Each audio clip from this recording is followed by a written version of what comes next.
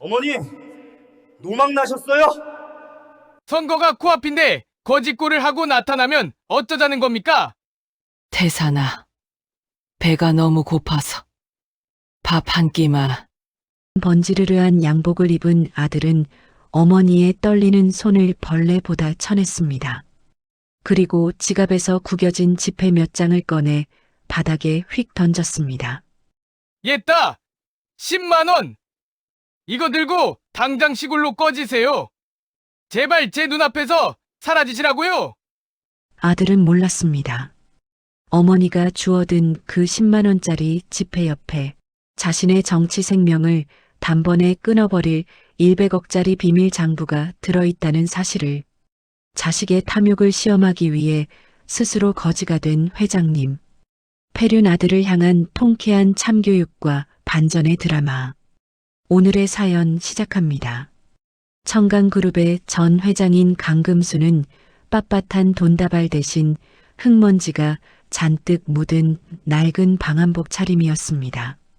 금수는 자신이 평생 모은 돈 중 가장 귀한 돈인 100억 원의 비밀 계좌가 담긴 서류를 낡은 가방 깊숙이 숨긴 채 첫째 아들 강태산의 국회의원 사무실 앞복도를 서성였습니다. 금순의 행색은 누가 보아도 길거리에서 노숙하는 사람과 다를 바가 없었으므로 사무실 경호원은 그녀가 문 가까이 다가서는 것을 단호하게 막았습니다.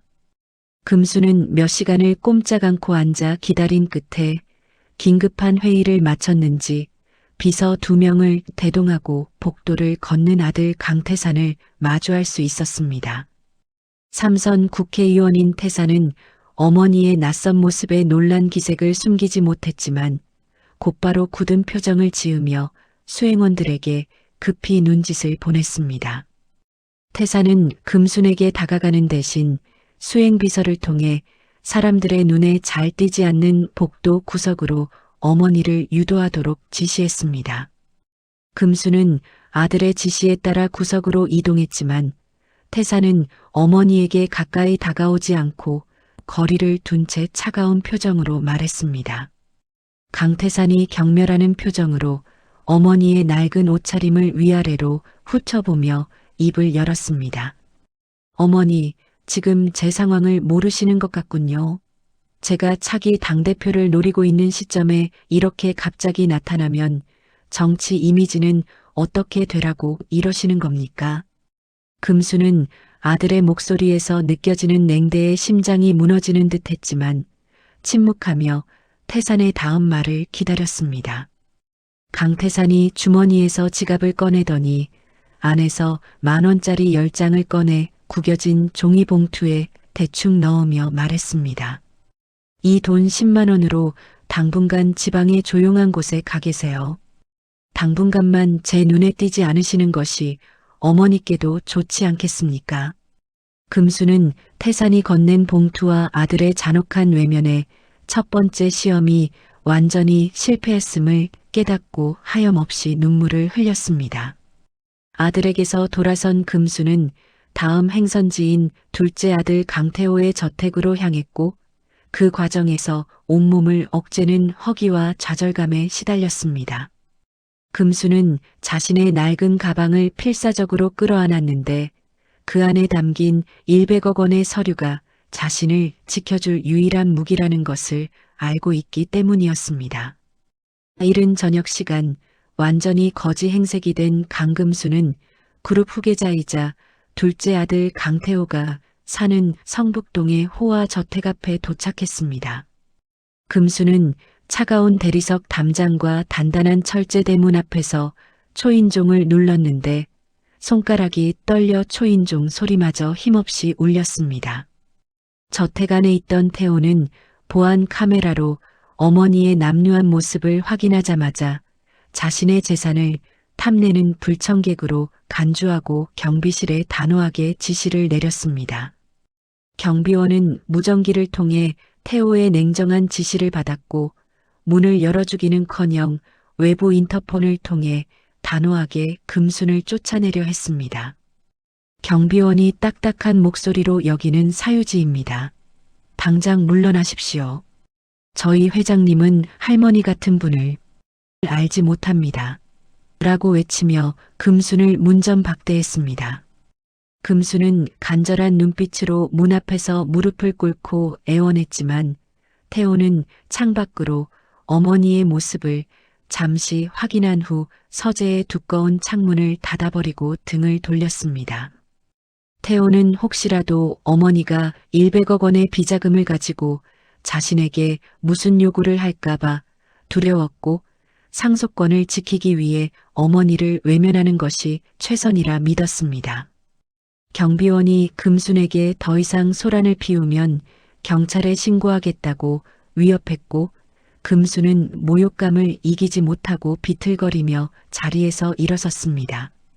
금순은 두 아들의 철저한 외면이라는 잔혹한 시험 결과에 완전히 무너져 내렸지만 마지막 희망인 막내딸 강수아가 있는 곳으로 힘겹게 발걸음을 옮겼습니다.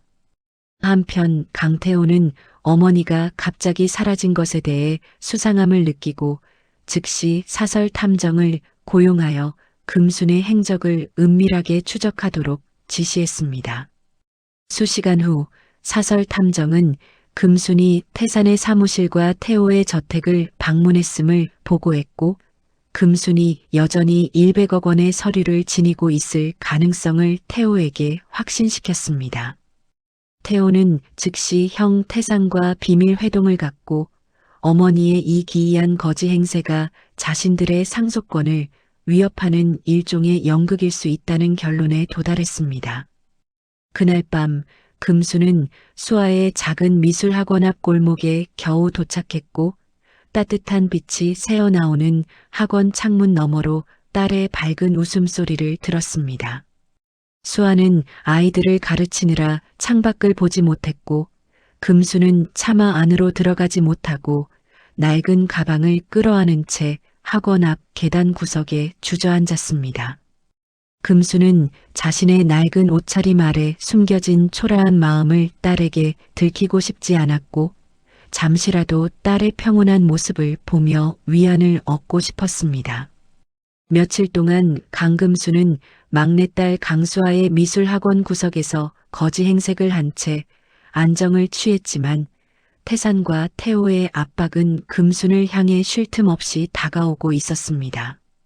금수는 여전히 수아에게 자신의 정체를 고백하지 못했는데 딸의 순수하고 소박한 삶을 망가뜨릴까 두려워 망설이는 모습을 보였습니다.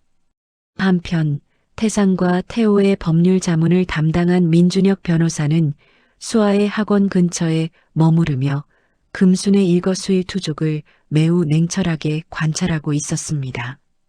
민준혁은 금순이 겉모습은 거지이나 손에 든 가방을 절대 놓지 않고 언뜻 보이는 말투와 행동에서 과거 청강그룹 회장의 품위를 유지하고 있음을 확인했습니다.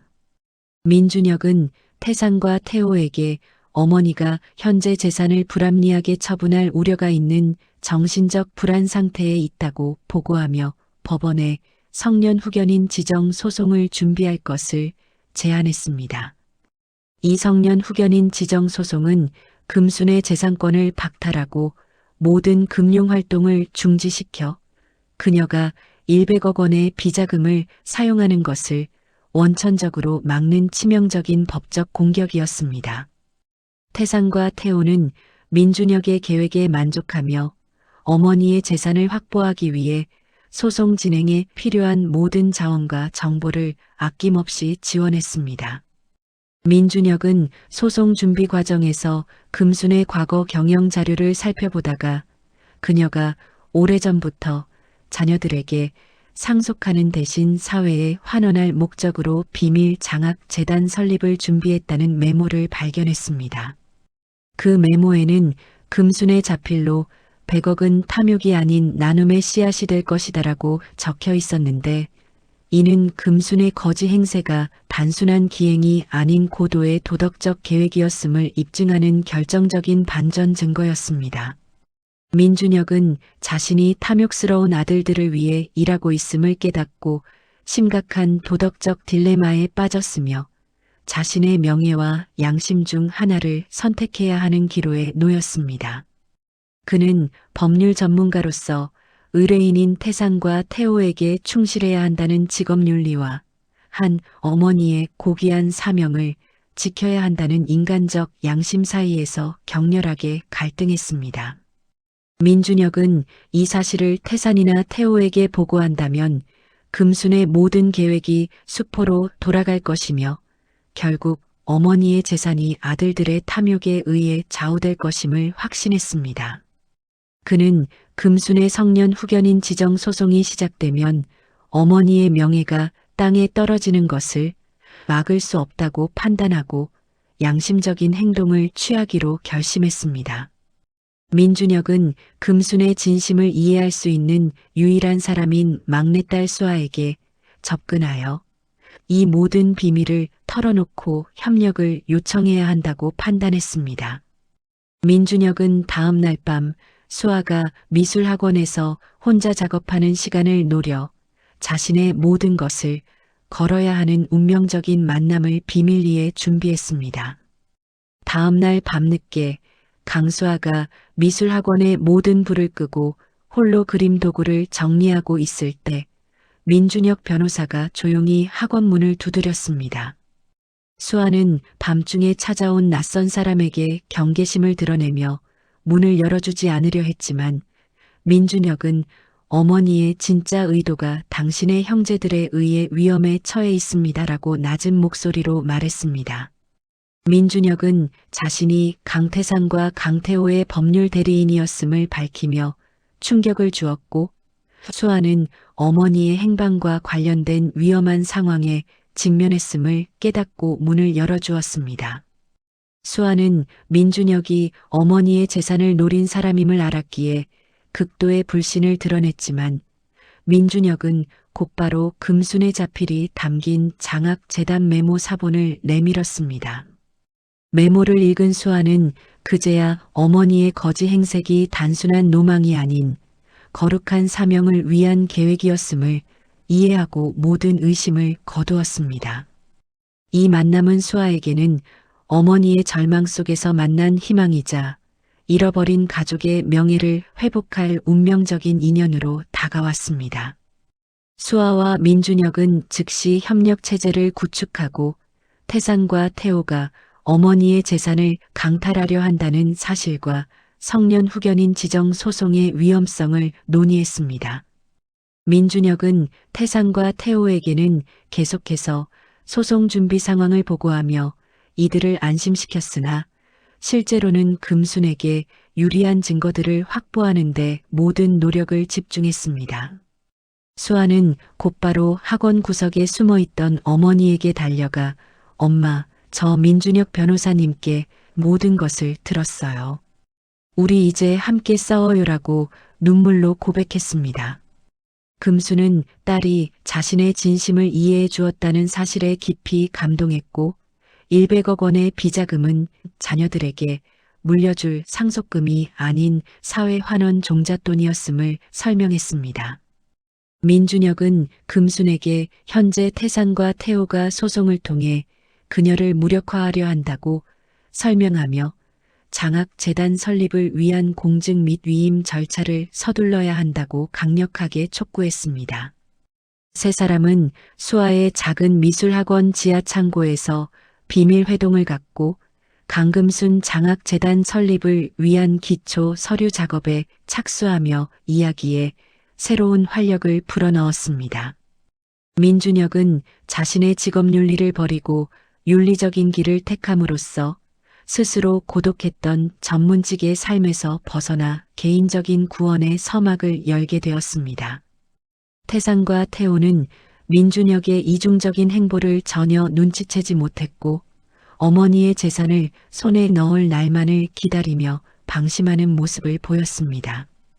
금수는 수아와 민준혁의 헌신을 발판 삼아 두 아들의 탐욕에 맞서 자신의 마지막 사명을 완수하기 위한 치열한 싸움을 준비했습니다.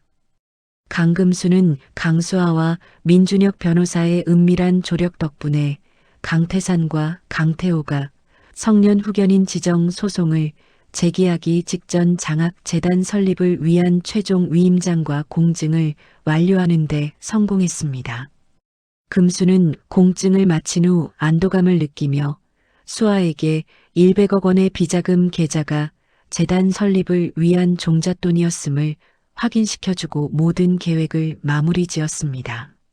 민준혁은 금순의 명확한 의지와 재단 설립의 합법적인 근거를 마련한 것에 만족하며 곧 닥쳐올 법정 싸움을 위해 모든 법률적 방패를 준비했습니다.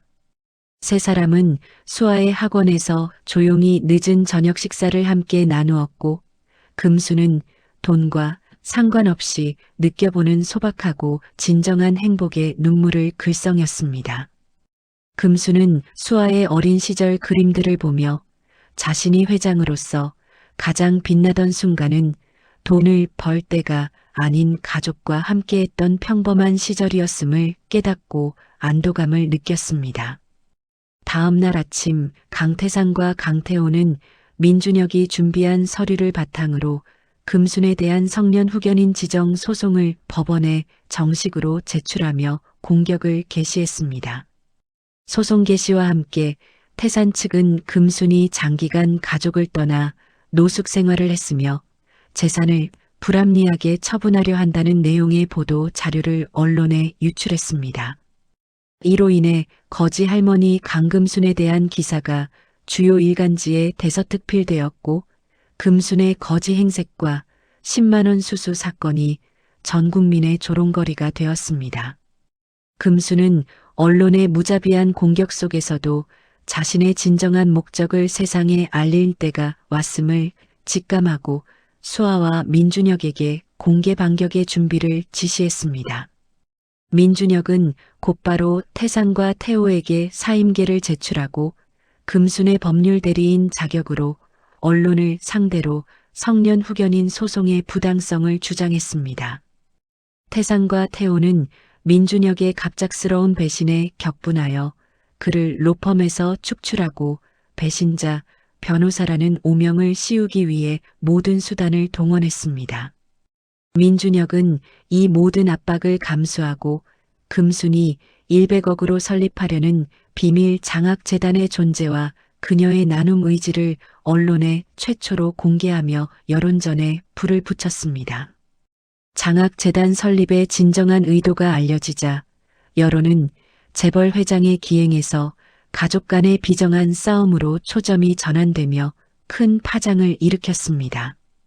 금수는 수아의 응원과 민준혁의 헌신을 발판 삼아 두 아들의 탐욕과 사회의 편견에 맞서 자신의 마지막 사명을 완수하기 위한 치열한 싸움에 돌입했습니다.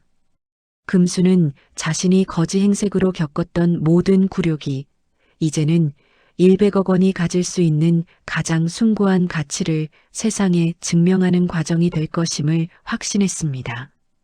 민준혁 변호사의 충격적인 사임과 장학재단 설립 계획 공개 이후 강태산과 강태호는 어머니에 대한 법적 공세를 더욱 악의적으로 강화했습니다. 태산은 자신의 정치적 입지를 이용해 검찰에 영향력을 행사했고 강금순의 100억 원 비자금 출처에 대한 불법 의혹 조사를 시작하도록 압력을 넣었습니다. 강태호는 그룹 경영권을 이용해 금순에게 우호적이던 그룹 내 관계자들을 모두 해임했고 어머니의 편에 설 가능성이 있는 인물들을 고립시켰습니다. 금수는 민준혁과 수아의 보호를 받으며 수아의 학원 지하 비밀 공간에 은신했고 그곳에서 아들들의 모든 공격에 대한 반격 전략을 모색했습니다. 민준혁은 금순의 비자금 100억 원이 사실 합법적인 개인 비상금이었음을 증명하기 위해 모든 금융거래 내역과 세금 납부 자료를 확보하는 데 집중했습니다. 수아는 어머니의 법적 공방을 돕기 위해 자신이 운영하던 미술학원의 문을 일시적으로 닫았고 민준혁의 보조 역할을 수행하며 헌신적으로 어머니를 도왔습니다. 태사는 언론에 어머니의 기행과 재산 탕진 시도라는 프레임을 계속해서 유포하며 금순의 인격을 폄하하는 데 모든 노력을 기울였습니다. 법원은 강금순에 대한 성년 후견인 지정소송의 1차 심리를 시작했고 재벌 회장의 기이한 가족사는 세간의 뜨거운 이슈로 떠올랐습니다. 민준혁은 1차 심리에서 금순이 작성한 장학재단 공증 서류와 위임장을 제출하며 금순의 의지가 명확하다는 결정적인 증거를 제시했습니다. 태산과 태호 측 변호인은 서류의 진위 여부를 문제 삼으며 금순의 정신 상태가 불안정할 때 작성된 것일 수 있다는 논리를 펼쳐 반박했습니다. 금순은 법정에 직접 출두하여 당당하게 자신의 의사를 밝혔고 두 아들을 향해 너희는 돈에 눈이 멀어 어머니의 마지막 뜻을 짓밟고 있다고 냉정하게 말했습니다. 법정은 오랜 심리 끝에 강금순의 재산관리 능력에 문제가 없으며 후견인 지정의 필요성이 인정되지 않는다는 판결을 내렸습니다. 이 판결로 인해 태산과 태호는 어머니의 재산권을 박탈하려던 첫 번째 공격에서 공식적으로 패배했고 큰 타격을 입었습니다. 금수는 이 승리를 통해 잠시나마 사회적 오명에서 벗어났음을 느꼈지만 두 아들의 탐욕이 멈추지 않을 것임을 알고 긴장을 늦추지 않았습니다. 태산과 태호는 패배에 분노하며 어머니의 재산을 상속받기 위한 또 다른 법률적 공격, 즉 상속권 및 유류분 소송을 준비하기 시작했습니다. 한편 그 시각 후견인 지정 소송에서 패배한 강태산은 정치적 입지에 타격을 입자 곧바로 언론전을 개시하며 어머니에게 반격을 가했습니다. 태산은 자신의 정치적 영향력을 동원하여 언론에 재벌 회장의 은닉 비자금, 해외 도피 의혹이라는 악의적인 보도 자료를 유출하도록 지시했습니다. 이 보도는 강금순의 거지 행색과 100억 원의 비자금이 세금 회피 또는 불법적인 해외 자산 도피를 위한 위장극일 수 있다는 프레임을 씌워 여론을 악화시켰습니다.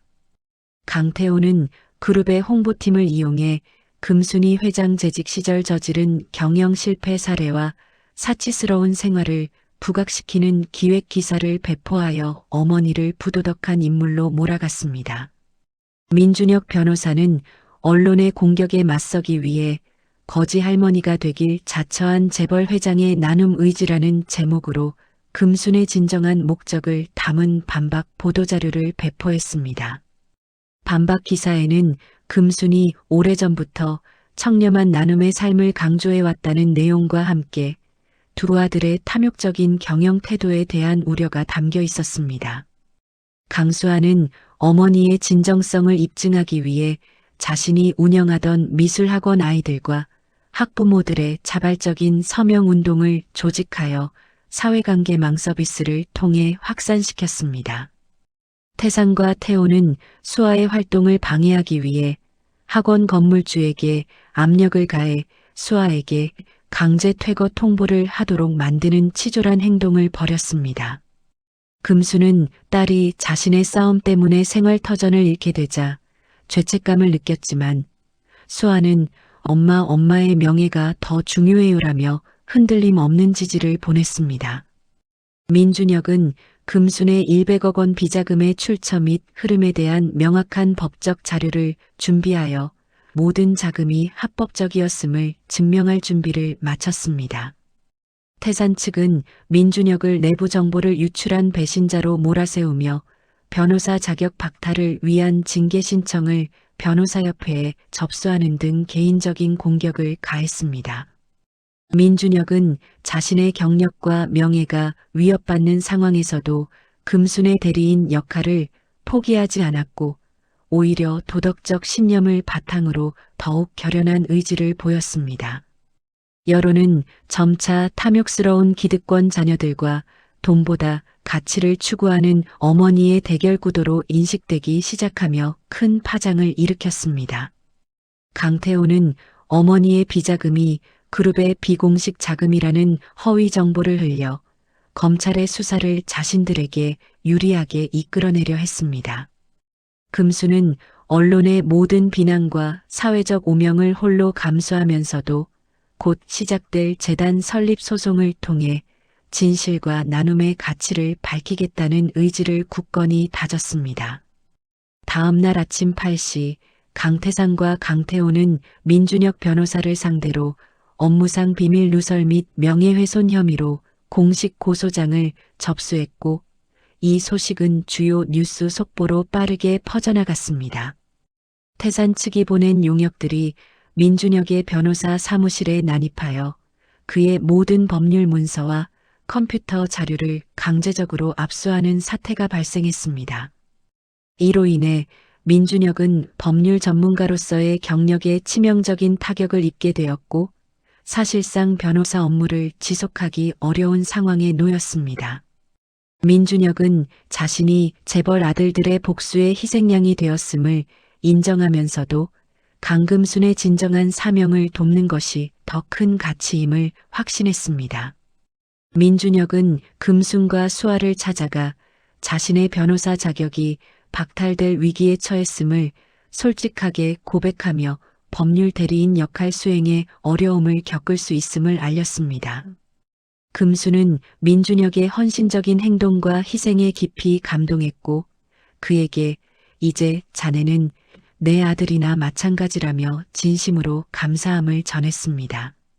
민준혁은 변호사 자격이 정지되더라도 강금순 장학재단의 실무 책임자로서 재단 설립을 위한 모든 행정 절차를 돕겠다고 선언하며 금순 측에 완전히 합류했습니다. 이들의 결속은 태상과 태호에게는 예상치 못한 강력한 연대로 작용했으며 금순 측이 법적 싸움에서 단순한 변호사 이상의 조력자를 얻게 되었습니다. 민준혁은 자신의 지인인 원로 법조인들을 설득하여 금순의 재단 설립 소송을 위한 명예변호인단을 비밀리에 조직하는 데 성공했습니다. 명예변호인단은 민준혁이 제공한 자료를 바탕으로 금순의 재산 처분 의사가 정신적 문제가 아닌 도덕적 결단이었음을 입증할 준비를 마쳤습니다. 태상과 태호는 민준혁이 법률적 자격을 잃자 승리를 확신하고 방심했지만 그가 외부에서 조직한 강력한 조력자 그룹의 존재는 전혀 알지 못했습니다. 수아는 민준혁의 희생을 보며 물질적인 부와 권력이 한 사람의 명예와 가치를 얼마나 쉽게 짓밟을 수 있는지 뼈저리게 깨달았습니다. 금수는 이 위기를 극복하기 위해 100억 원의 비자금 통장을 명예변호인단에게 위탁하며 그 돈이 오로지 장학재단 설립 목적으로만 사용될 것임을 공언했습니다. 이제 싸움은 태상과 태호 형제와 금순, 수아, 민준혁의 연합 간의 법률적 지능 싸움이자 탐욕대 명예의 도덕적 전쟁으로 확대되었습니다. 민준혁은 비록 변호사 자격은 잃었으나 태상과 태호의 모든 약점과 내부 정보를 꿰뚫고 있었기에 금순의 승리를 위한 가장 강력한 무기가 되었습니다. 마침내 강금순에 대한 성년 후견인 지정소송의 최종 심리가 시작되었고 법정에는 수많은 기자와 관계자들이 몰려들어 재벌 가족의 싸움을 주목했습니다. 강태상과 강태호 측 변호인은 어머니의 남루한 거지 행색 사진을 법정에 제시하며 금순의 기행이 재산을 관리할 능력이 없음을 명확하게 증명한다고 주장했습니다. 이에 맞서 민준혁 변호사가 조직한 명예변호인단의 대표 변호사가 나섰고 금순이 작성한 장학재단 공증 서류와 위임장을 제출하며 방어에 나섰습니다. 대표 변호사는 금순의 행동이 단순한 기행이 아니라 자식들의 탐욕을 시험하고 재산을 사회에 환원하려는 고도의 계획이었음을 논리적으로 설명했습니다. 결정적으로 강금수는 법정에 직접 출석하여 증언했는데 그룹 경영 당시의 주요 사안에 대해 정확한 날짜와 수치를 제시하며 자신의 명료한 정신 상태를 증명했습니다. 강금수는 태상과 태호를 향해 너희가 진정 어머니를 위한다면 이 돈을 뺏으려 할 것이 아니라 어머니의 숭고한 뜻을 따랐어야 했다고 법정에서 강하게 꾸짖었습니다. 금순의 법정 증언은 방청석의 기자들에게 생생하게 전달되었고 어머니의 진심을 외면한 아들들의 잔혹함이 다시 한번 여론의 비판을 받았습니다. 태산과 태호는 어머니의 예상치 못한 냉철함과 민준혁의 치밀한 방어 전략에 당황하며 자신들의 논리가 무너지고 있음을 깨달았습니다. 법정은 오랜 심리 끝에 강금순의 재산관리 능력에 문제가 없으며 성년 후견인 지정의 필요성이 인정되지 않는다는 최종 판결을 내렸습니다. 이 판결로 인해 태산과 태호는 어머니의 재산권을 박탈하려던 첫 번째 법적 시도에서 공식적으로 패배했고 큰 타격을 입었습니다. 법원의 판결 직후 민준혁은 법정 앞에서 기자들에게 강금순 회장은 건강한 정신으로 장학재단을 설립할 것이며 100억은 탐욕의 종잣돈이 아님을 증명했다고 선언했습니다. 태산과 태호는 패배에 분노하며 어머니의 재산을 상속받기 위한 또 다른 법률적 공격, 즉 그룹 상속권 및 유류분 소송을 준비하기 시작했습니다. 금수는 이 승리를 통해 잠시나마 사회적 오명에서 벗어났음을 느끼며 수아와 민준혁에게 진정한 승리는 재단이 설립되는 날임을 강조했습니다. 수아는 법원 앞에서 어머니에게 따뜻한 코트를 입혀주며 엄마 이제는 거지 할머니가 아니라 회장님의 모습으로 당당하게 싸우세요라고 응원했습니다. 금수는 두 아들의 탐욕이 멈추지 않을 것임을 알았기에 더 크고 치열한 싸움이 남아있음을 직감하며 긴장감을 늦추지 않았습니다. 한편 그 시각 성년 후견인 지정 소송에서 패배하여 정치 생명의 위협을 느낀 강태산은 어머니에게 마지막 수단인 정치적 압박을 가하기로 결정했습니다. 태산은 국세청의 고위층에게 비밀리에 접근하여 어머니의 100억 원 비자금이 그룹 경영 과정에서 발생한 불법 자금일 가능성이 있다는 허위 정보를 흘려보냈습니다. 이로 인해 국세청은 강금순과 그녀가 설립하려는 장학재단에 대해 전례 없는 강도의 특별 세무조사를 전격적으로 착수하는 사태가 벌어졌습니다. 세무조사팀은 강수아의 미술학원까지 들이닥쳤고 강금순과 민준혁 변호사가 은신하던 지하 창고의 모든 장학재단 관련 서류를 압수하며 압박 수위를 높였습니다. 강태호는 이 기회를 놓치지 않고 그룹 내에서 어머니에게 우호적이거나 중립적인 인물들을 횡령 혐의로 고발하며 그룹 전체를 혼란에 빠뜨리는 작업을 진행했습니다. 금수는 세무조사라는 예상치 못한 정치적 위기에 직면했지만 민준혁과 함께 모든 금융거래 내역과 세금 납부 기록을 투명하게 공개하며 정면으로 맞섰습니다. 민준혁은 세무조사의 부당성과 태산의 정치적 개입 가능성을 언급하며 탐욕아들의 권력 남용이라는 새로운 프레임으로 언론전에 돌입했습니다. 수아는 사회강 개망 서비스를 통해 세무조사팀의 학원 난입 장면을 실시간으로 중계했고 어머니가 재단을 통해 사회에 환원하려는 선한 의도를 대중에게 호소했습니다. 태산의 무자비한 행동에 분노한 여론은 정치인으로서 그의 도덕성에 심각한 의문을 제기했고 태산의 지지율은 급격히 하락하기 시작했습니다. 민준혁은 세무조사팀에게 100억 원 비자금이 그룹의 공식 자금이 아닌 금순의 개인적 투자 수익금이며 합법적 자금임을 명확히 증명하는 데 성공했습니다. 금수는 이 과정에서 두 아들의 방해 공작이 계속될 경우 자신이 가진 그룹의 모든 자녀 지분을 사회에 기부하겠다는 폭탄 선언을 하여 아들들에게 직접적인 경영권 상실 위협을 가했습니다. 태산과 태호는 어머니의 폭탄 선언에 잠시 주춤하며 당황하는 모습을 보였지만 곧바로 어머니의 지분 기부를 막기 위한 법적 대책 마련에 들어갔습니다. 세무조사는 금순과 재단에 대한 불법 혐의를 입증하지 못하고 종결되었으나 이 과정에서 금순은 엄청난 정신적, 물질적 소모를 겪으며 지쳐갔습니다. 금순은 자신의 모든 것을 걸고 싸우는 이 상황이 결국 자녀들에게 진정한 유산이 무엇인지 깨닫게 하려는 어머니로서의 마지막 교육임을 되새겼습니다. 태상과 태호는 세무조사 실패에 좌절하지 않고 어머니의 지분 기부를 막기 위해 곧바로 그룹 상속권 및 유류분 반환 소송을 준비하며 다음 공격을 계획했습니다.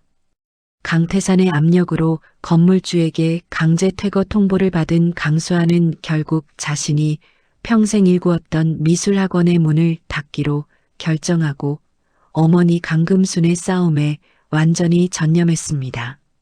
수아는 눈물을 머금고 아이들에게 마지막 수업을 진행했으며 어머니의 낡은 가방을 끌어안고 학원을 떠나는 장면은 주변 이웃들에게 큰 안타까움을 주었습니다. 학원 운영을 중단한 수아는 어머니의 모든 일정을 관리하고 민준혁 변호사가 필요로 하는 모든 서류 작업을 도맡아 하며 사실상 장학재단 설립의 핵심 실무자가 되었습니다. 수아는 어머니의 복잡한 과거 자료와 경영 철학을 이해하기 위해 밤샘 작업을 거듭했고 이 과정에서 어머니와의 정서적 유대감을 더욱 깊게 다지는 계기가 되었습니다.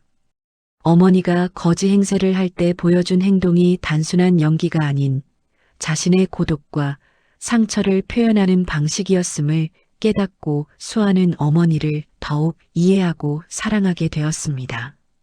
수아는 태산과 태호가 퍼뜨린 악의적인 소문과 언론 기사를 일일이 찾아내어 반박 자료를 준비했고 여론을 돌리기 위한 증거 확보에 집중했습니다. 민준혁은 수아의 헌신과 열정에 깊이 감동했고 그녀야말로 어머니의 진정한 유산을 이어받을 유일한 자격자임을 확신하며 법률적 보호에 힘썼습니다. 태산과 태호는 수아가 학원까지 닫고 어머니에게 완전히 합류하자 그녀의 헌신을 무력화하기 위해 수아의 개인적인 약점을 찾아내 공격할 방법을 모색하기 시작했습니다. 강태호는 수아가 과거 겪었던 작은 실수들을 부풀려 언론에 유출했고 돈 때문에 어머니에게 접근한 거짓 효녀라는 오명을 씌우려 하는 비열함을 보였습니다. 수아는 자신의 명예를 훼손하려는 비열한 공격에도 흔들리지 않았으며 어머니의 장학재단 설립이 곧 자신의 사명임을 굳게 믿었습니다. 금수는 딸의 헌신적인 희생에 감사하면서도 딸의 평범하고 행복한 삶을 파괴하고 있다는 죄책감에 시달려 몰래 눈물을 훔치기도 했습니다. 민준혁은 수아의 청렴함을 증명하기 위해 그녀의 모든 금융거래 내역과 학원 운영 자료를 투명하게 공개하며 태호의 비열한 공격을 효과적으로 무력화시켰습니다. 수아의 헌신적인 모습은 민준혁에게도 큰 영향을 미쳤고 그는 변호사로서의 전문성을 넘어 인간적인 도덕성을 회복하는 중요한 계기가 되었습니다. 금수는 딸에게 거지 할머니 시절의 낡은 가방 속에 담겨있던 추억의 물건들을 보여주며 돈보다 소중한 가족의 의미를 다시금 일깨워 주었습니다. 수아의 전적인 헌신 덕분에 강금순 장학재단의 설립 절차는 법률적, 행정적으로 완벽한 형태로 빠르게 진행될 수 있었습니다. 장학재단 설립을 위한 최종 단계에 이르자 민준혁 변호사는 세간의 모든 의혹을 해소하기 위해 100억 원 비자금의 진정한 출처를 정격적으로 공개하기로 결단했습니다. 민준혁은 기자회견을 열고 100억 원은 그룹 공금이 아닌 강금순이 회장 재직 시 받은 합법적인 배당금과 개인 투자 수익금의 일부임을 상세히 설명했습니다. 그는 이 돈이 수십 년간 금순이 그룹의 위기 상황에 대비해 비축한 개인 비상금이었으며 어떠한 세금 탈루나 불법적 행위와도 연관이 없음을 입증했습니다. 민준혁의 이 발표는 강태산과 강태호가 어머니를 비난할 때 사용했던 가장 강력한 무기인 불법 비자금 프레임을 완전히 무력화시키는 결정적인 한 수가 되었습니다. 태산과 태호는 비자금의 합법성이 입증되자 극도로 분노했지만 100억 원이 장학재단 설립 용도로 이미 공증된 상태라 더 이상 손쓸 수 없음에 좌절했습니다. 금수는 기자회견을 통해 이 돈은 내가 아들딸들에게 물려줄 마지막 교훈이라며 돈이 아닌 올바른 가치를 상속하겠다는 의지를 재천명했습니다. 이 발표 이후 여론은 금순에 대한 의혹을 거두고 자신의 재산을 두고 탐욕을 부린 자녀들에 대한 비판의 목소리를 높이기 시작했습니다. 강태호는 100억 원을 놓칠 수 없다는 집착에 사로잡혀 그룹의 내부 자금을 유용하여 변호사 수임료와 언론 공작 비용으로 사용하는 새로운 비리를 저질렀습니다.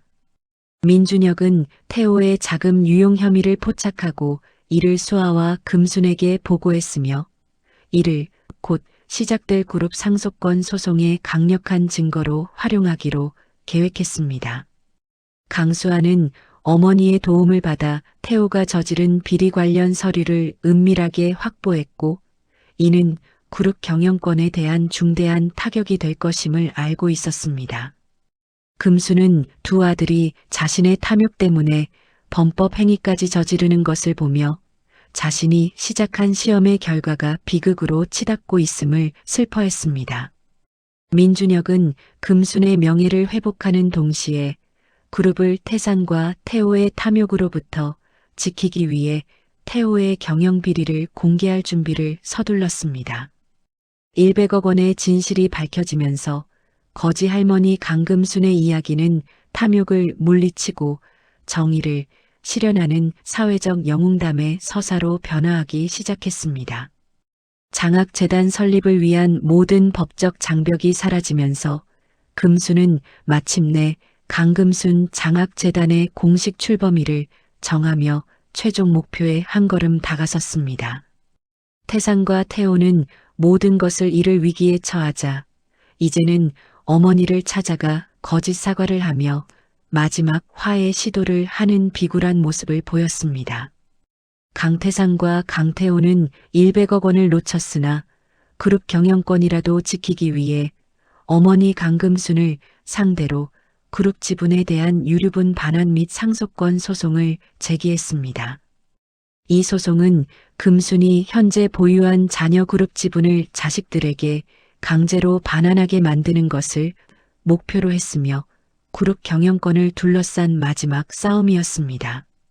법정에서 태산 측 변호사는 어머니는 이미 거액의 재산을 사회에 기부하려는 정신적 기행을 보였으므로 남은 지분이라도 자녀들에게 상속하는 것이 마땅하다고 주장했습니다.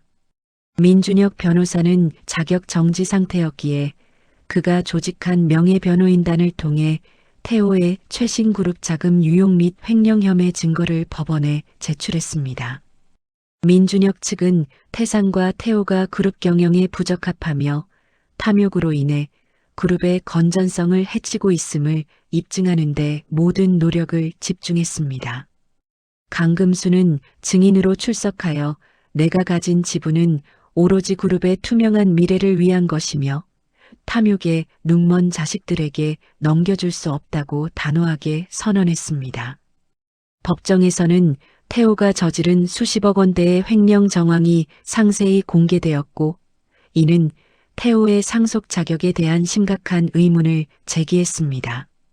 강태사는 동생의 비리가 공개되자 자신의 정치 생명에도 타격이 올 것을 우려하여 태호와의 연대를 끊고 법정에서 거리를 두는 모습을 보였습니다. 이로 인해 형제는 완전히 분열되었고 서로를 비난하며 법정에서 추한 모습을 보였는데 이는 강금순에게 더욱 큰 실망감과 아픔을 안겨주었습니다.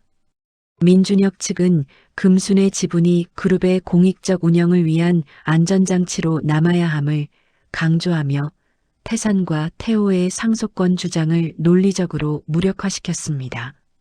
강수아는 법정 밖에서 태호의 횡령 증거를 언론에 조심스럽게 노출시켰고, 이로 인해 태호는 검찰의 정식 수사 대상이 되었습니다. 법원은 태호의 경영 비리 혐의를 심각하게 받아들였고, 태산의 정치적 영향력 행사 시도에 대해서도 경고하며 판결에 신중을 기했습니다. 금수는 이 법정 싸움이 끝난 후 자신의 자녀 지분을 그룹의 투명한 운영을 책임질 전문 경영인에게 위탁하겠다는 새로운 계획을 발표했습니다. 법정은 최종적으로 태산과 태호의 유류분 반환 요구를 일부만 인정하는 절충적인 판결을 내렸으나 그룹 지분권은 금순의 의도대로 유지되었습니다. 두 아들은 법정 싸움에서 승리하지 못하고 오히려 비리 혐의와 정치적 타격만 입었으며 금수는 그룹을 탐욕으로부터 지켜내는데 성공했습니다. 상속권 소송 패소 직후 검찰은 강태호가 그룹 자금을 유용한 혐의에 대해 본격적인 수사를 착수하며 태호에게 구속영장을 청구하는 지경에 이르렀습니다. 태호는 자신의 경영 비리가 법정에서 공개되고 검찰 수사까지 받게 되자 모든 책임을 민준혁 변호사와 어머니 강금순에게 돌리며 그룹 내에서 철저히 고립되었습니다. 그룹 이사회는 태호의 연이은 비리와 불투명한 경영에 대한 책임을 물어 부사장직 해임을 결정했고, 태호는 그룹 경영에서 완전히 축출되는 비극을 맞았습니다. 강금수는 아들 태호의 몰락을 보며 가슴 아픔을 느꼈으나 그룹의 건전한 미래를 위한 불가피한 조치였음을 인정하며 단호함을 잃지 않았습니다. 강태사는 동생의 구속으로 인해 자신의 정치적 기반마저 흔들리자 모든 사건의 배후에 어머니의 보이지 않는 복수심이 있었다고 주장하며 여론을 호도하려 했습니다. 이때 민준혁은 금순이 태호의 비리를 알고도 즉시 고발하지 않고 마지막 참회의 기회를 주려 했다는 증거를 공개하며 태산의 주장을 무력화시켰습니다. 금수는 자신이 가진 그룹 지분을 전문 경영인 협의체에 위탁하고 이사회를 재편하여 그룹의 투명성과 윤리 경영을 강화하는 조치를 단행했습니다.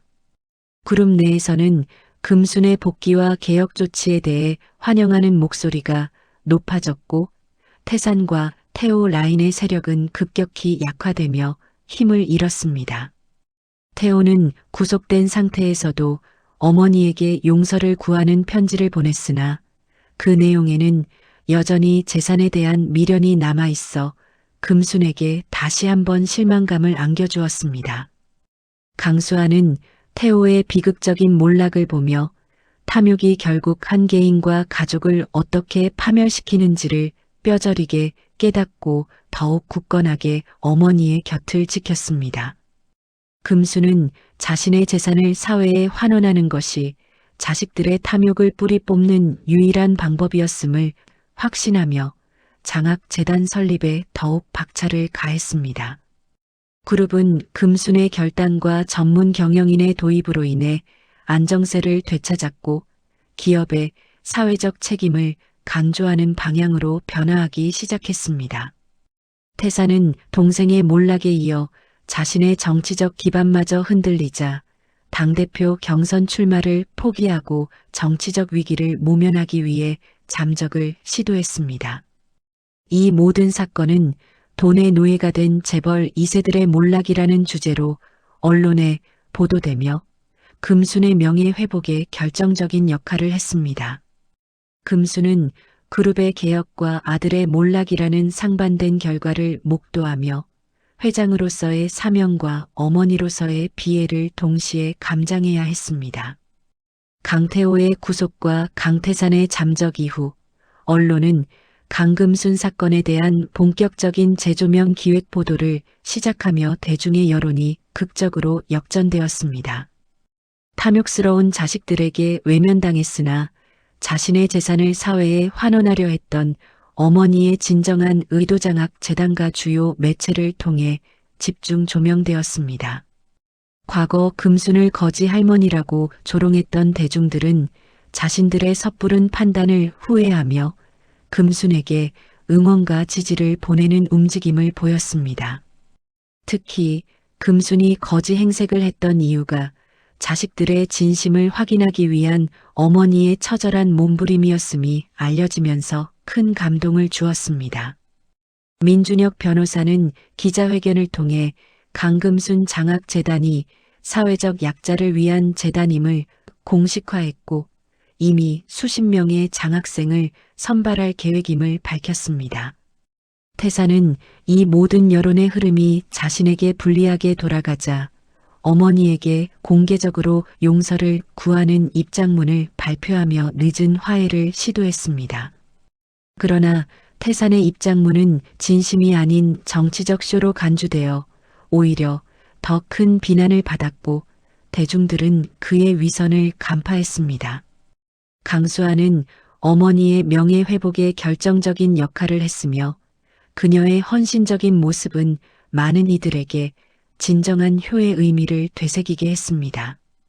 금수는 이제 더 이상 숨어 지낼 필요가 없다고 판단하고 정식으로 공식 석상의 모습을 드러내 장학재단 설립의 당위성을 직접 설명했습니다. 금순의 등장은 많은 이들에게 희망을 주었고 그녀의 이야기는 황금만능주의 사회에 경종을 울리는 상징적인 사건이 되었습니다. 과거 금순에게 10만 원을 던져주고 문전박대했던 태산과 태호의 모습이 다시금 회자되며 이들의 탐욕은 더욱 극적으로 대비되었습니다. 민준혁에 대한 변호사 징계 신청은 여론의 압박으로 인해 철회되었고 그는 명예를 회복하며 다시 변호사로 활동할 수 있게 되었습니다. 금수는 이 모든 과정이 자신이 숨긴 100억 원의 진정한 힘이 돈이 아닌 선한 의지에 있음을 증명하는 과정이었음을 깨달았습니다. 강금순 장학재단은 여론의 뜨거운 지지 속에서 설립 절차를 순조롭게 밟아나갔고 사회적 기대감이 최고조에 달했습니다. 금수는 자신의 이야기가 한 편의 드라마로 끝나지 않고 실제로 수많은 젊은이들에게 희망을 줄 수 있는 진정한 유산이 되기를 염원했습니다. 대중의 여론이 완전히 강금순에게 기울자 강태산과 강태호는 마지막으로 어머니에게 막대한 금액의 합의금을 요구하며 장학재단 설립을 무산시키려 했습니다. 태산 측은 장학재단 설립 절차 중 사소한 법률적 오류를 발견하고 이를 법적으로 걸고 넘어지며 금전적인 보상을 요구하는 방식으로 어머니를 압박했습니다. 강태호는 수감 중에도 자신의 변호사를 통해 그룹의 기밀 정보를 외부에 유출하겠다고 협박하며 어머니의 명예를 실추시키려 하는 비열한 모습을 보였습니다. 강금수는 두 아들의 끝없는 탐욕과 비열한 협박에 깊은 절망감을 느꼈지만 이제는 어떤 타협도 하지 않기로 단호하게 결심했습니다. 민준혁 변호사는 두 아들의 모든 요구와 협박에 대해 단호하게 거부 입장을 밝혔고 법률적으로 흠잡을 데 없는 재단 설립 절차를 완벽하게 입증했습니다. 강수아는 태호가 유출하겠다고 협박한 기밀 정보를 역으로 이용하여 그 정보가 그룹에 미칠 타격을 최소화하는 방안을 민준혁과 함께 논의했습니다. 금수는 공개적으로 기자회견을 열어 나의 자식들은 돈의 노예가 되었다고 비판하며 어떤 합의도 없을 것임을 분명히 밝혔습니다. 이 발표는 태산과 태호에게 최후 통첩이 되었고 두 아들은 자신들의 모든 재산과 명예를 잃을 위기에 직면했음을 깨달았습니다.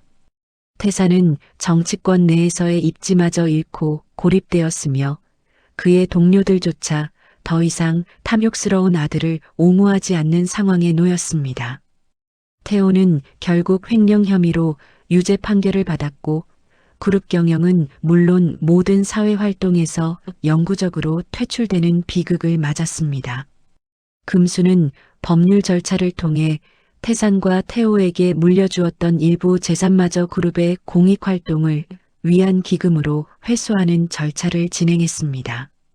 민준혁은 재단 설립을 위한 마지막 법적 장애물을 제거하기 위해 태산이 제기한 소송에 대해 소권 남용을 이유로 강력하게 맞섰습니다. 법원은 태산의 소송이 명백히 어머니의 선한 의지를 방해하려는 목적임을 인정하고 태산의 소송을 기각하며 금순의 손을 들어주었습니다. 이로써 강금순 장학재단 설립을 가로막던 모든 법적, 정치적, 개인적 장애물이 완전히 사라졌고 재단은 최종 승인을 목전에 두게 되었습니다. 금수는 길고 험난했던 싸움의 종지부를 찍으며 자신의 100억 원이 마침내 진정한 가치를 실현하게 되었음에 벅찬 감동을 느꼈습니다. 법원의 최종 기각 판결에 따라 강금순 장학재단은 모든 법률적 절차를 완료하고 마침내 정부로부터 공식적인 설립 승인을 획득했습니다. 금순이 숨겨왔던 100억 원의 비자금은 마침내 장학재단의 종잣돈으로 공식 등록되었고 그녀의 거지 행색이 감추려 했던 비밀이 세상의 선한 영향력으로 드러났습니다. 민준혁 변호사는 재단 설립을 위한 모든 행정 절차와 규정을 완벽하게 처리했으며 재단의 투명하고 건전한 운영 시스템을 구축했습니다. 강금수는 재단 이사장직을 맡아 직접 재단을 운영하기로 결정했고 민준혁은 재단의 상임 이사로서 실무를 책임지게 되었습니다. 강수아는 재단에서 미술교육 지원 프로그램을 담당하는 이사로 참여하게 되었고 어머니의 사명을 예술교육으로 확장하는 중요한 역할을 맡았습니다.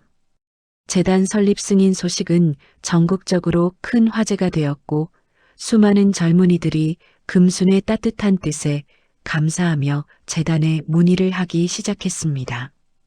금순은 언론과의 인터뷰에서 이 돈은 내 아들, 딸들에게 물려주려 했던 마지막 교훈이며 이제는 우리 사회의 밝은 미래에 투자할 것이라고 밝혔습니다. 강태상과 강태호는 재단 설립 승인 소식에 절망했지만 더 이상 어머니의 의지를 꺾을 방법이 없음을 깨닫고 모든 법적 싸움을 포기했습니다. 금수는 태상과 태호에게 마지막으로 공개 서한을 보냈는데 그 내용은 재산이 아닌 진정한 사랑을 깨닫기를 바라는 어머니의 애절한 마음을 담고 있었습니다. 이 서한은 대중에게 깊은 울림을 주었고 두 아들의 탐욕이 어머니에게 얼마나 큰 상처를 주었는지 다시 한번 상기시켰습니다. 민준혁은 자신의 명예 회복과 동시에 사회에 기여하는 길을 찾았음에 감사하며 자신의 새로운 삶의 목표를 재단 운영에 두었습니다. 그룹 이사회는 금순의 결단에 경의를 표하며 재단에 대한 그룹 차원의 지속적인 지원을 약속하며 금순과의 관계를 복원했습니다. 금순은 거지 할머니 시절 낡은 가방에 넣어두었던 가족 사진과 추억의 물건들을 수아에게 전달하며 이제는 과거의 아픔을 딛고 새로운 시작을 하겠다는 의지를 보였습니다. 장학재단의 설립은 금순 개인의 승리를 넘어 자본주의 사회의 탐욕에 맞선 도덕적 승리로 평가받으며 큰 의미를 남겼습니다. 금수는 이제 거지 행색을 벗고 회장으로서의 위엄과 함께 나눔의 아이콘으로서 새로운 삶을 시작할 준비를 마쳤습니다. 장학재단 설립 승인 직후 여전히 일부 언론과 강태산의 자녀 세력은 강금순이 거지 행세를 한 것이 단순한 상속 싸움의 쇼였음을 재차 주장하며 그녀에게 사회적 오명을 더 씌우려 했습니다. 이들은 금순이 노숙자 행세를 하며 세간을 기만한 행위가 도덕적으로 용납될 수 없다는 논리로 대중의 감정을 자극하며 두 번째 위기를 초래했습니다. 민준혁 변호사는 이 모든 논란을 종식시키기 위해 금순이 거지 행세를 했던 전후 상황에 대한 모든 기록과 법원 판결문 원본을 공개하는 대형 기자회견을 열었습니다. 민준혁은 금순이 두 아들로부터 문전박대를 당하고 10만 원으로 내쳐졌던 순간의 강태호 저택 CCTV 기록 음성 제거를 편집하여 공개하며 그녀가 겪었던 굴욕을 시각적으로 증명했습니다. 이 충격적인 영상은 금순의 행동이 단순히 재산을 지키기 위함이 아니라 자식들의 진심을 보기 위한 처절한 어머니의 테스트였음을 명확히 보여주었습니다. 또한 민준혁은 100억 원의 장학금 증서와 성년 후견인 지정 소송 최종 기각 판결문을 제시하며 금순이 가진 재산권의 정당성을 법적으로 입증했습니다. 이러한 증거 공개를 통해 금순을 둘러싼 모든 사회적 오명기행, 쇼, 비자금 탈루는 완전히 해소되었고 그녀의 행동은 모성애가 낳은 비극적 선택으로 재평가되었습니다. 강태사는 어머니의 명예가 회복되는 것을 보며 뒤늦은 후회와 죄책감에 시달렸고 정치인으로서의 마지막 기반마저 상실하는 고통을 겪었습니다. 강금수는 기자회견을 통해 나의 거지 행색은 잃어버린 가족을 찾기 위한 마지막 수단이었다고 담담하게 고백하며 대중에게 진정한 이해를 구했습니다. 대중은 금순의 용기와 고백에 감동하며 그녀를 비난했던 과거의 행동을 반성하고 적극적인 지지와 응원으로 돌아섰습니다. 강수아는 어머니의 옆에서 모든 과정을 지켜보며 진실의 힘이 거짓의 오명을 어떻게 극복하는지를 온몸으로 체험하며 감격했습니다. 이로써 금수는 재산은 물론 개인적인 명예까지 완전히 회복했으며 그녀의 사연은 고난과 역경을 극복한 인간 승리의 표본으로 자리매김했습니다. 금수는 명예 회복 후 장학재단을 통해 자신과 같은 고독한 노인들을 위한 심리 상담 프로그램을 신설하여 개인적인 경험을 사회에 환원하기 시작했습니다. 강태호는 수감 중 어머니의 명예 회복 소식을 접하고 뒤늦게 자신의 탐욕을 뼈저리게 후회하며 진심으로 참회하는 시간을 가졌습니다. 금순의 이야기는 인간의 탐욕에 대한 경고이자 진정한 가족애와 나눔의 가치를 되찾는 감동적인 서사로 완성되었습니다. 사회적 오명이 완전히 해소된 후 강금순은 강금순 장학재단의 성대한 출범식을 개최하며 자신의 노력이 마침내 결실을 맺는 가장 빛나는 순간을 맞이했습니다. 출범식에는 정계, 재계 인사들 뿐만 아니라 100억 원의 혜택을 받게 될 장학금 수혜자들이 대거 참석하여 금순의 나눔의 의지에 깊은 감사와 존경을 표했습니다. 강금순은 출범식 연단에서 100억 원의 장학금 통장 사본을 들어 보이며 이 돈은 오늘부터 우리 사회의 젊은 인재들을 위한 희망이 될 것이라고 힘주어 선언했습니다. 이 감격스러운 순간은 금순이 거지 할머니로 겪었던 모든 고난과 굴욕을 보상하고도 남을 만큼 커다란 카타르시스를 선사했습니다. 강수아는 이 모든 과정을 기록하고 어머니의 진정한 삶의 가치를 담아낸 거지 할머니가 가르쳐준 100억의 가치라는 제목의 자서전을 완성하여 출판을 준비했습니다. 자서전에는 금순이 회장으로서 누렸던 화려한 시절보다 거지 행색으로 자식들을 만났던 소소하지만 잔혹했던 순간들이 솔직하게 담겨 있었습니다. 금수는 자서전의 마지막 장에 돈은 탐욕을 부를 수도 세상을 이롭게 할 수도 있는 도구일 뿐 진정한 유산은 사랑과 나눔이다라는 메시지를 남겼습니다. 민준혁 변호사는 장학재단의 성공적인 출범을 이끈 공로를 인정받아 올해의 사회공헌 변호사상을 수상하며 명예와 사회적 지위를 동시에 회복했습니다. 강태사는 어머니의 자서전 출간 소식을 듣고 책의 내용이 자신의 과거를 다시 수면 위로 올릴까 두려워했지만 이제는 법적 대응을 포기하고 침묵했습니다. 수아는 자서전 출간을 통해 어머니의 개인적 사명뿐만 아니라 상처 입었던 가족의 구원이라는 의미 있는 성과를 달성했습니다. 금수는 재단 활동을 통해 사회에 적극적으로 기여하면서 자신의 삶이 오직 돈만을 추구했던 과거의 굴레에서 벗어나 진정한 자유와 구원을 얻었음을 깨달았습니다. 그녀는 수아와 민준혁에게 재단의 영구적인 운영을 위탁하며 자신은 홀로 평온한 여생을 보내겠다는 의지를 밝혔습니다. 자서전은 출간과 동시에 폭발적인 반응을 얻으며 베스트셀러가 되었고 금순의 이야기는 수많은 이들에게 인생의 가치에 대한 영감을 주는 텍스트로 자리매김했습니다. 금수는 수아의 미술학원 근처에 작은 집을 마련하여 소소하고 평범한 일상으로 돌아가 조용히 여생을 보낼 준비를 했습니다. 이제 거지 할머니의 시험은 끝났고 그녀가 남긴 100억은 탐욕의 대상이 아닌 사랑과 희망의 상징으로 영원히 기억될 준비를 마쳤습니다. 자서전 출간 1년 후 강금순 장학재단은 강수아 이사와 민준혁 상임 이사의 헌신적인 운영으로 성공적으로 안착했고 수많은 학생들에게 꿈을 펼칠 기회를 제공했습니다. 강금수는 자신의 작은 집 정원에서 수아와 함께 차를 마시며 가장 평온하고 안락한 노년을 보내는 일상을 누리고 있었습니다. 그녀는 더 이상 화려한 재벌 회장도 남루한 거지 할머니도 아닌 존경받는 어머니이자 사회 지도자로서 진정한 평안을 찾았습니다. 강태사는 정치권에서 완전히 은퇴하고 지방에서 조용히 살고 있었으나 어머니의 자서전을 읽고 뒤늦게 자신의 오만함과 탐욕을 참회하며 눈물을 흘렸습니다.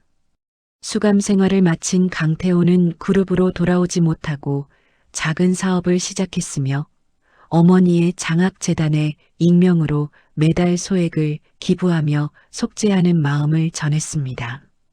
강금수는 아들들의 뒤늦은 참회를 전해 듣고 복잡한 감정을 느꼈지만 이제는 미움 대신 용서와 연민을 가질 수 있게 되었습니다. 민준혁은 성공적인 재단 운영을 통해 사회적 명성을 얻었고 자신의 경험을 바탕으로 공익소송 전문 변호사로 새로운 커리어를 쌓았습니다. 수아는 장학재단의 교육이사로서 어머니의 뜻을 이어받아 젊은 예술가들을 적극적으로 지원하며 자신의 삶의 의미를 찾았습니다. 어느 날 금수는 수아에게 거지 행색으로 다녔던 낡은 옷과 가방을 보여주며 이것이 너희에게 남긴 가장 큰 유산이었다고 담담하게 말했습니다.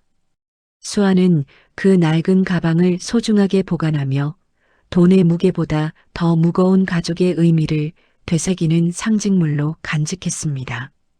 강금순 장학재단은 그녀가 숨긴 100억 원을 기반으로 수십 년간 이어질 수 있는 견고한 사회 공헌 시스템으로 자리매김했습니다. 금순의 이야기는 드라마나 영화로 제작되어 큰 인기를 끌었고 탐욕에 대한 경고와 진정한 가족의 회복이라는 메시지를 전 세계에 전달했습니다.